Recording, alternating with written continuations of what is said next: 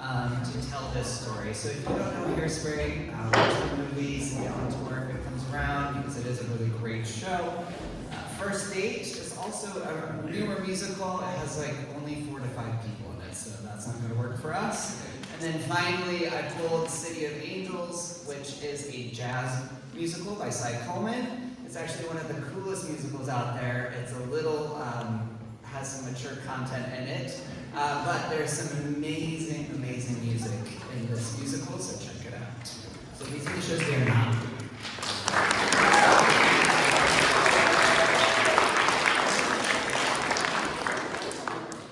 Good morning.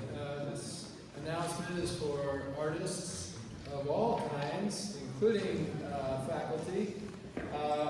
On Wednesday, I will have a rather special guest artist visiting my 2 p.m. class to talk about his work.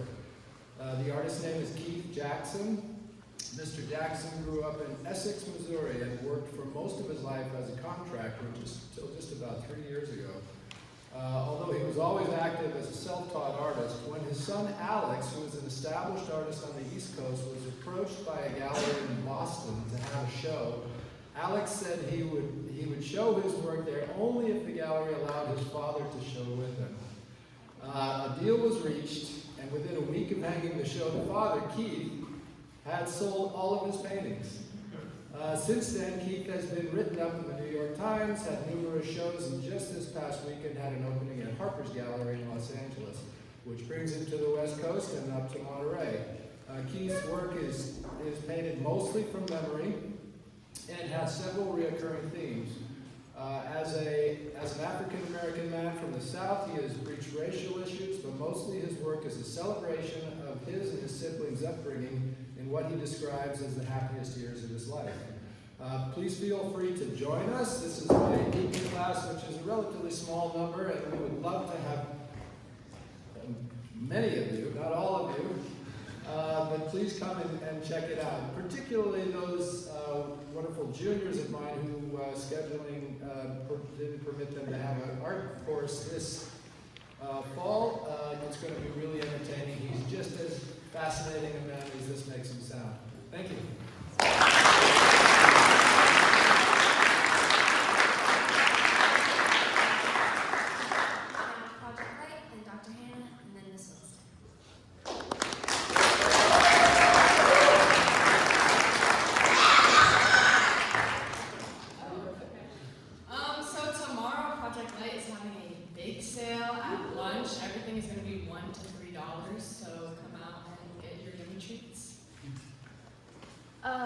So at the end of every year, we donate to an organization that the club picks. So all the money will be going to that organization at the end of the year.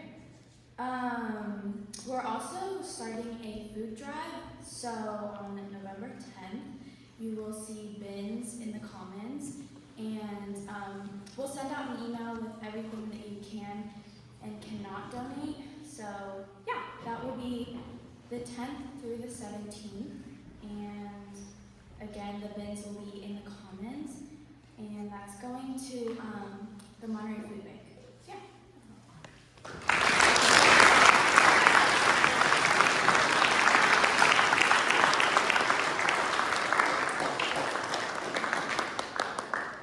Okay, so 2 weekends ago, Cross Country wrapped up their season with their championship meet over in Cali Corona. Boys team, varsity team finished 4th at that meet and ended the season 4th overall by just a few points, which is kind of amazing considering we had to forfeit one of our 3 league meets because it happens over our fall break. So the fact that they were still able to pull that off was pretty amazing. And I want to recognize one individual out of that team, a new runner this year, a 9th grader, who just missed qualifying for CCS by 0.8 seconds. But he finished top 10 and earned all league peak out. So Ivan.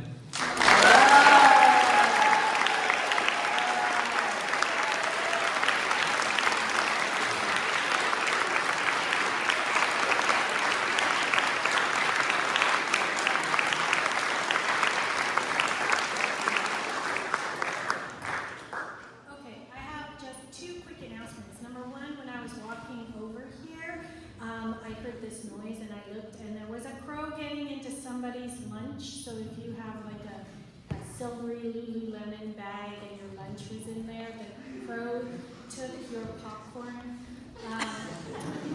Just be careful because the crows here are really smart. I've seen them pick up people's Tupperwares and take them up and drop them and open them and eat your lunch. So usually if something goes missing from your lunch, it's not that another student is taking your lunch. It's the really resourceful crows we have. So just be aware of that. Our crows are really, really smart. Apparently, you know, as smart as some York students because they figure out where the lunches are and how to get them. Yeah, so just be aware of that these crows are really good at getting your lunch. So just make sure your lunch is like buried in your backpack or something. But maybe if it's a banana, maybe not at the bottom because that squishes all over. Second thing is, AMC math contest is Wednesday morning. Please be here at like 8:15, 8:20 in Miss Keith's room. Okay, so anybody participating, and I do still have open spaces if you want to participate, but it's in Miss Keith's room, room 26, 8:15, 8:20 on Wednesday morning. Please, thank you.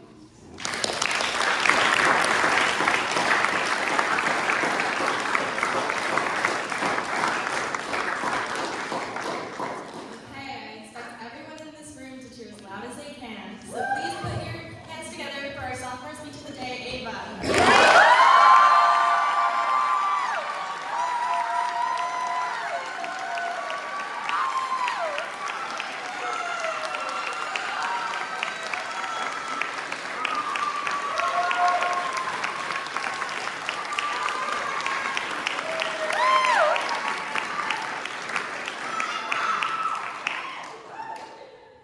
Why? It's really addictive, especially when you're a kid. Well, especially when you're me as a kid. Some may say I had a problem with lying. Others may say I was a fantastic storyteller, okay? I was able to convince an entire classroom of kindergartners that my dad was Barack Obama, and was able to get extra dessert at lunch just by promising he would eliminate math. Who wouldn't use that power to their advantage? Now, perhaps my lying would have been more manageable or at least less destructive if I was a well-behaved kid. But I mean, that wasn't exactly the case. I mean, did I perhaps tell an entire group of after-school kids who were consent to time out that our constitutional rights were being violated by not being read our Miranda rights? I plead the fifth, okay? So my propensity to get into trouble and my propensity to lie to get out of that trouble came to a head in what I like to call the chain link fence incident of 2016. The chain link fence incident was like many other days in Midwestern fall. It was way too cold to do anything, and you wished it was summer already. But hey, at least the leaves look nice. My day followed the usual regimen of wake up, go to school, then go to the dreaded Girls on the Run practice. Girls on the Run was torture for 8-year-old me, okay? I mean, it was according to the brochure my mom got, helpful for girls who need to learn to embrace their inner strength. Honestly, we just ran around a park for an hour and shouted affirmations. With no music, just fresh fall air and girls who made fun of me, it was an enlightening experience.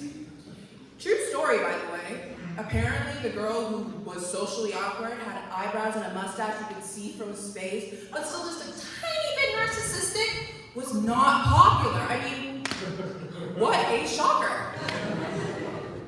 But alas, my childhood woes will be another essay, and I will be name-dropping them in my memoir, Tales of Second Grade Free Call Without the Art Skills. But on that day, I was dared to climb the chain link fence. And I never pass up on a dare. So I climbed the fence and, well, havoc ensued. They say I screamed so loud when my thumb was punctured by the fence that the town hears it to this day. So, while my blood was gushing on the fence, and my mom was hurtling towards me, and those two friends I had were trying to make it all about them, I'm still a little bitter. And through all that chaos, I'm kind of just standing there, thumb still on the fence, still bloody, And everyone's asking me, how did this happen? How did this happen? So I did what I did best. I lied. And it was honestly one of my worst. It was like, Mom, I was just running and then my hand got caught in the fence and yeah. I mean, come on. Ugh. But, you know, that should be the end of it, right? I mean, I told my mom, you know, it should be fine, we can just go home, put a Band-Aid on it, and then I can, you know, we can forget about it. It's like a funny little joke thing. Well, no, they did call the paramedics, and I had to repeat the story with my mom looming over me, and her eyes burning a big hole in my poofy space buns. But, to make a long story short, I was fine. I didn't have to get my thumb cut off and replaced by a mannequin like I told people at school. My mom didn't sue the city yet. But did I ever come clean? Did I tell her right afterwards?